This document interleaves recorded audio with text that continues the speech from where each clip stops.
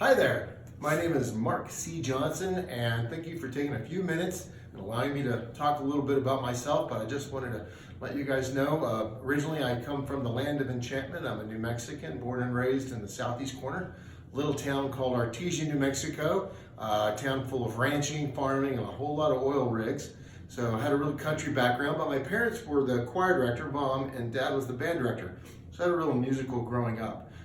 Went to college actually to study music, studied at New Mexico State, and I was an opera major. But you know, opera and country, very similar vocally. Matter of fact, when you sing, it's what we call horizontal singing. So for instance, in the opera, when you sing,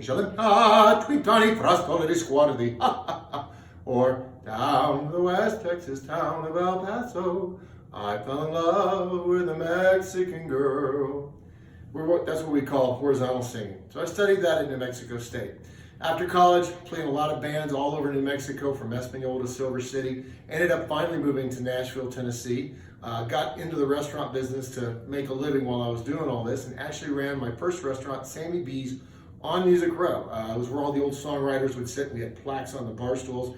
First one was Harlan Howard, then Chet Atkins, then Dwayne Blackwell, so on and so on. So I got to know all the old writers before they started passing on, so that was a really great education. Then later took over the great Sunset Grill, managed there for many, many years. And that's where I caught the wine bug, and I started studying for my master's sommelier. I actually wrote the wine column in the Nashville City paper, had a small television show for a while. Really got into it, got far along on my master's sommelier. Somewhere in there, the land of enchantment, New Mexico, pulled me back in, came back home, continued studying for the master's sommelier, running restaurants here, but a few years ago I lost my middle brother, who I loved very, very much, Micah, and I lost him to a lot of lifestyle choices. And Micah made a lot of lifestyle choices that I was making at the same time.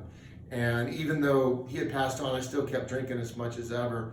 And so finally it got to the point that it got pretty bad. It was a do or die situation. So I finally had to give up the bottle and the dream of ever becoming a master sommelier. But through this, I discovered that I had been and always will be a musician, and that's what I really, really love.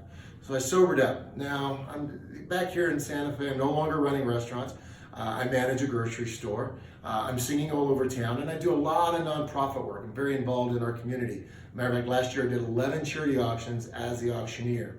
Everything from the Institute of American Indian Arts Scholarship Gala, Girls Inc., Art Smart. I always say, I don't have a lot of money to give. I'm kind of broke most of the time, but I'm really good at making money, and so that's my contribution. So they get me up there, and I do I got a 550, got a 5.5, got a 555.5, gonna get a 6, got a 5.5 over here, gonna get a 6, I got a 6.5, gonna get 6.5 over here. So I do a lot of that. And I just love being on stage in a capacity to where I get to help build my community and either auctioneer or sing for people that really add something to it. It's not so much about just being fame and fortune anymore. It's about doing something good for everyone's life. So I just want to do that. I can't tell you how much I appreciate your taking the time to listen to this. I really love the chance to be on The Voice. Me and my friends, we get together every Tuesday night. We take turns cooking dinner for each other. We watch the show. Sometimes we make little bets on the singers, but everybody here in Santa Fe loves The Voice, and it would be a real treat to get to sing on your show. So thank you very much.